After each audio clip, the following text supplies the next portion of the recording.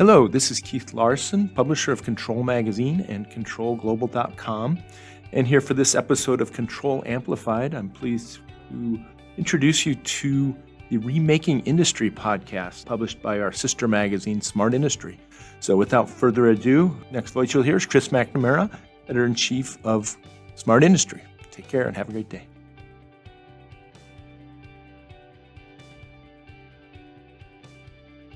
Okay, thank you for joining us for the Remaking Industry podcast. My name is Chris McNamara, editor-in-chief with Smart Industry.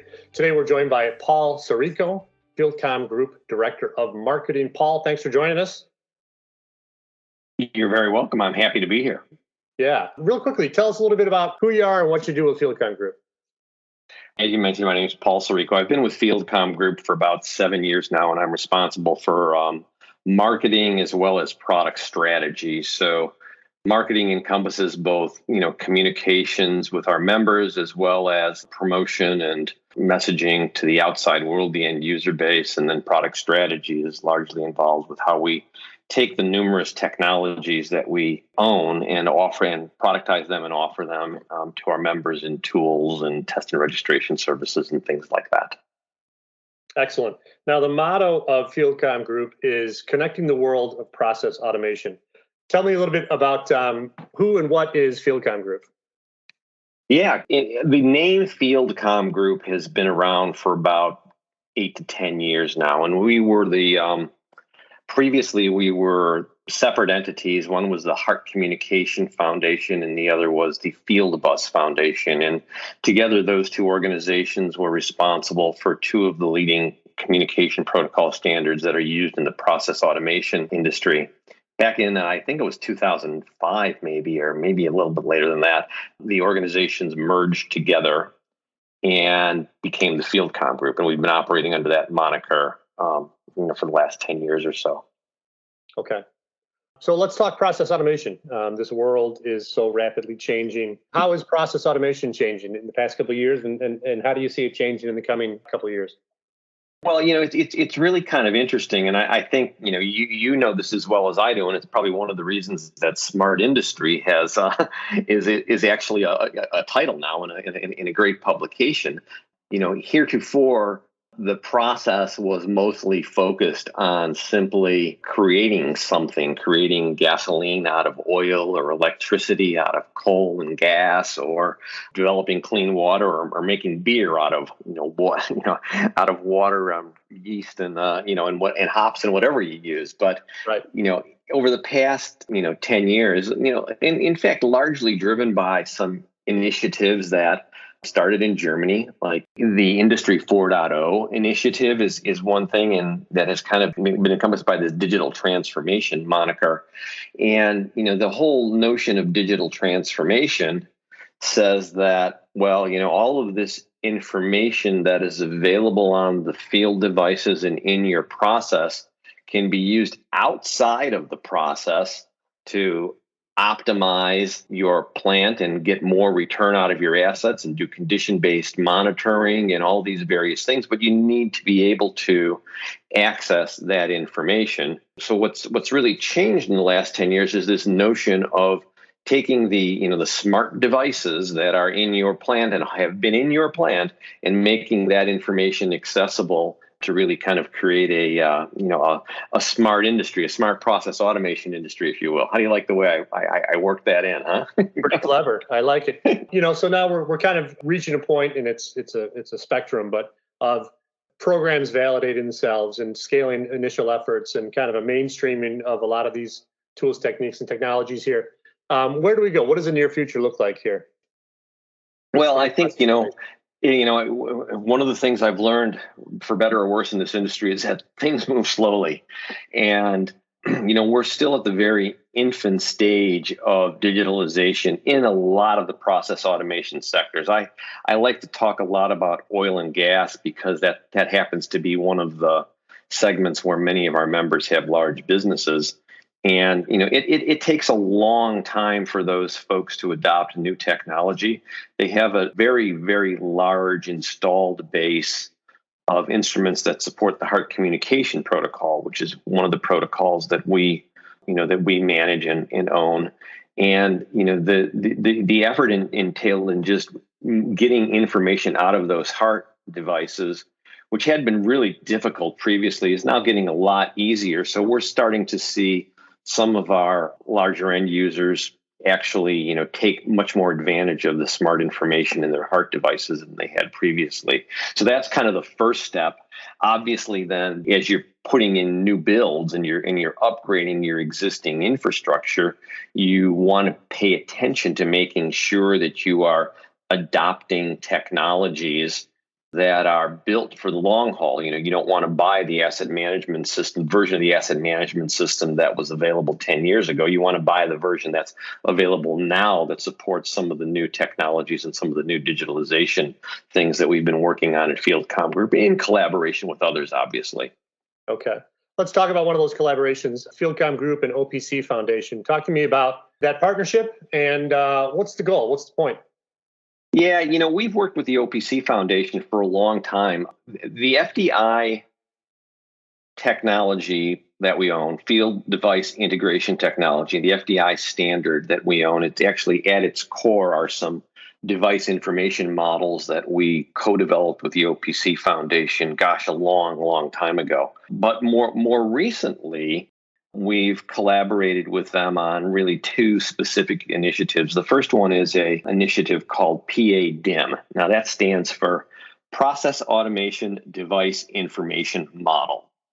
And so let's parse that a little bit. So it's an information model. So it's a way that information is structured, and the type of information that's being structured is from devices, and it's from devices that are used in the process automation industry. So we co-owned this standard. We created this standard initially with the OPC Foundation about 5 or so years ago. And it's really become quite favored by a lot of organizations in the industry. And a couple months ago, we announced that we've extended the ownership of that standard to numerous other organizations, including NAMUR, ZVEI, VDMA, the ISA 100 Wireless Initiative, ODVA, and Profibus, Profinet International. So it's a very well-rounded standard that allows for an OPC UA server. In this case, that server would be in an edge gateway or perhaps even in a field device to serve process automation device information model information up into an OPC UA enabled client that can read and structure and do analytics and monitoring, for example, on that information. So that's the first initiative. The second collaboration that we've entered into with the OPC Foundation is associated with their OPC UAFX initiative, which is the field level communication sector of the OPC Foundation. And for that initiative, we both kind of started thinking about what a next generation process automation system might look like in the future. And they started looking at it several years ago from a controller to controller standpoint. So if your two controllers were communicating using OPC technology, what might be the standards and the profiles that you would need to create within the OPC modeling framework to instantiate that. Mm-hmm. At the same time, we were working within FieldComm Group on a device to controller standard for the same communication. So if a device was native OPC UA and it was speaking with a controller that was native OPC UA, what would be the information model that would need to be created to implement the common use cases, et cetera? So it's a very long-winded way of saying that we were both kind of working on the problem from a couple of different directions. And earlier this year, we announced that the FieldComm Group initiative would now become part of the OPC UA FLC organization, and the new instrumentation working group would be established within the OPC Foundation to continue and further this work. So, these are both examples of how organizations in the industry that previously might have competed with each other are now starting to collaborate with one another, simply because the complexity of technology, both at the down at the field instrument level as well as up at the systems level and the cloud level is getting so complicated that you just can't do everything on your own anymore. So a way to mitigate some of that complexity. So how does a collaboration like this benefit the end user? What efficiencies emerge with these two initiatives we just talked about here? One obvious efficiency, and at a very high level, is you're not having to make a choice between competing standards. Okay. So in an ideal world, there will always be many standards. There will always be many protocols. But at least by collaborating on some of these higher level architectures and higher level software systems, you're presenting the end user with a simpler decision to make. The other thing that we're doing that will also help the end users, and this is particularly true with PADIM, is we're trying to implement what we call protocol agnostic communication models. So, heretofore in a plant, you might have to know if your pressure transmitter or your Coriolis flow meter was speaking HART or Foundation Field Bus or Profinet or Ethernet IP. With PADIM, if a device is enabled with PADIM at the higher levels of that software, of the software systems, you don't really care what the protocol is. All that you really care about is the information that the device is presenting. How it's communicating that information to you is irrelevant, because think about it as an IT person who's trying to build an analytics platform or a monitoring platform. He doesn't care what the underlying communication protocol is. He just wants to know what the mass flow rate is, and whether whether it's deviating from one unit to another and why it might be deviating. Yeah. Okay. So we're talking about partnerships here. Talk to me about value and complications with multi-vendor interoperability of instrumentation devices like this. Are these, emerging more frequently, or challenges becoming, less problematic? Talk to me about that. Well, that's a really good question. I think that, as the technologies grow and become more complex, obviously the registration and the certification and the testing associated with these products becomes commensurately more complicated. And, thankfully, a big part of the FieldComm Group business is test and registration. So, we'd like to think that if a host system, an Emerson host system that supports FDI technology, or an ABB asset management system that also supports FDI technology, if those are being used with instrumentation from any vendor that have gone through the test and registration process at FieldComm Group, as have those host systems, you can pretty much be assured that you're going to have the multi-vendor interoperability that you need. I think this is somewhat unique in the process automation industry and in the operations technology sector, as opposed to the IT sector. In the IT sector, you're principally concerned about the transport of packets, and that the packets are getting from one place to the other place, and in the right place in the right order. And when you get into OT technology, where we're dealing with a lot more what I call application layer stuff, maybe that's not the official formal name for it, but where the data, you're concerned about what the meaning of the data is and what the meaning of the information is. So it's not just that the data is getting there; it's the right data, and it's being read correctly by both systems. Okay. Interesting. We were just talking about field instrumentation, which is constantly evolving here. How is that influencing the larger process automation industry? How does that dictate changes in approaches there? Oh man, this can be a book in itself. This is all about kind of the IT OT convergence discussion, really, because previously all of the process was managed by the OT organization, and they were responsible for producing 85,000 gallons of beer a day or something, or whatever you're making, and the IT organization really had no influence there. But what you're seeing now is the OT and the IT organizations kind of blending, and you need to come up with common languages and common models for communication, like OPC UA as an example, which is used in both areas, so that you can facilitate the transformation or the transfer of data and the digitalization of data from those OT silos into the IT organizations, where much more complex analytics and machine learning algorithms and other monitoring applications and alarming and alerting applications can be implemented than you can maybe in an OT environment.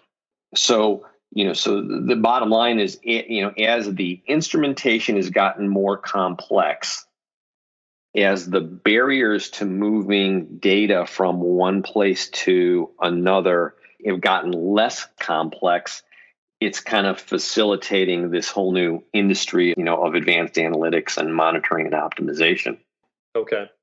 So when we're talking about advanced analytics, we're talking about, mountains of data.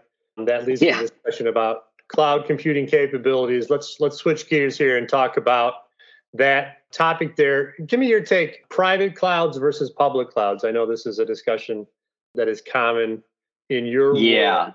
What's your take there? It's there's private clouds and there's public clouds and there's which cloud, what cloud? Right. I think there's kind of three areas. What we've seen in a lot of the industries that we serve, I keep going back to oil and gas, is that the folks in oil and gas industry, particularly the closer you get to upstream where you're doing, drilling and exploration and things like that, the much less likely they are to want to have any of their what they consider to be proprietary information, which is just about everything. They don't want to see any of that available in the public domain. So we'll see large enterprises will be building their own cloud data centers. Now, who they use and what they use is up to them. Maybe they're using Microsoft Azure, maybe they're using AWS, maybe they're using, some of the more sector focused clouds like Cumulocity from Software AG or something like that. Mm-hmm. And so that's kind of the first point. I think a lot of these, so the challenge for companies like us is to recognize that it's not one single cloud. It's the cloud itself is composed of many, many clouds. And so we have to define standards that will, take that into account and not be tied up to any single platform. And I really don't see a lot of people that are interested, a lot of end users, other than maybe smaller end users, that are interested in public cloud infrastructure. That changes when you get into really wide field SCADA applications where you're going across multiple states and long areas and stuff like that, where some of that information might be stored up in Azure. But ultimately, I think a lot of the private stuff is going to be hosted in some enterprise data center somewhere. Okay. Last question for you. I want to go big picture here. We're talking standards. We're talking digitalization of these approaches here.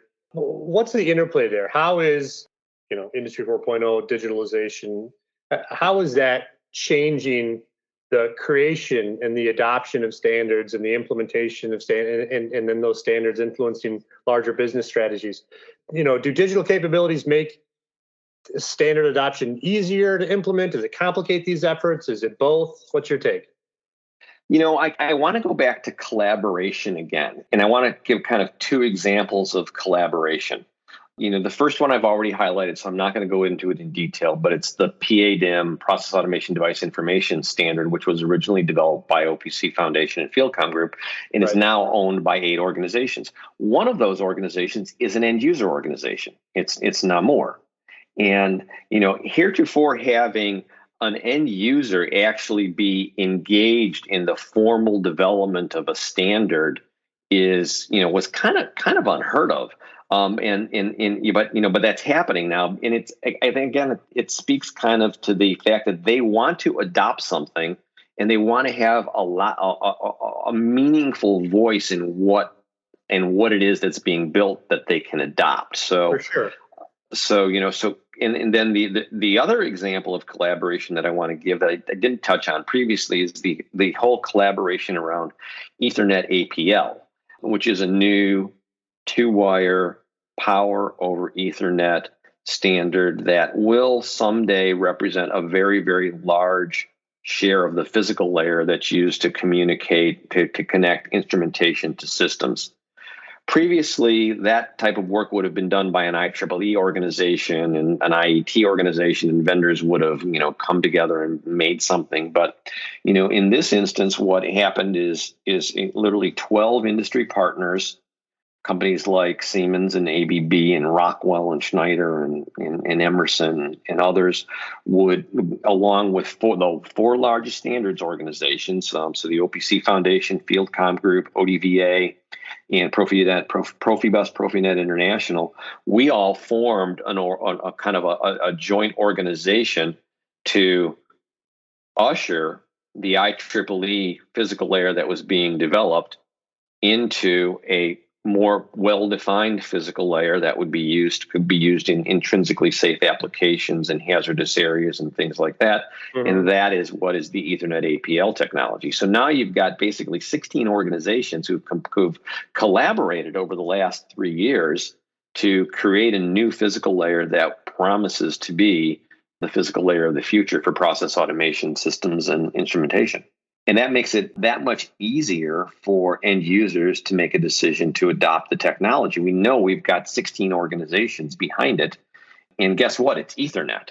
So I don't have to make a decision whether I'm having a HART network here and an FF network here and a Profinet network here. It's all Ethernet, and you can run your automation protocol over it. So we're trying to make it easier for users. And it's challenging because it is challenging to do these collaborative organizations. There's a lot of sweat and effort that behind the scenes that goes into creating the entities that ultimately work together. But it's well worth it, and I think it's great for the end users in the long run. For sure. And if you don't make it for them to eagerly adopt it, it's a moot point, anyways, right? I mean, yeah, right. There's so many standards, but a lot of them aren't adopted. Excellent. Paul Sereiko with FieldComm Group, thanks for sharing your insights today on the Remaking Industry podcast. We're thrilled to talk to you. Excellent. Thank you. And to our listeners, as always, we remind you to go out and make it a smart day.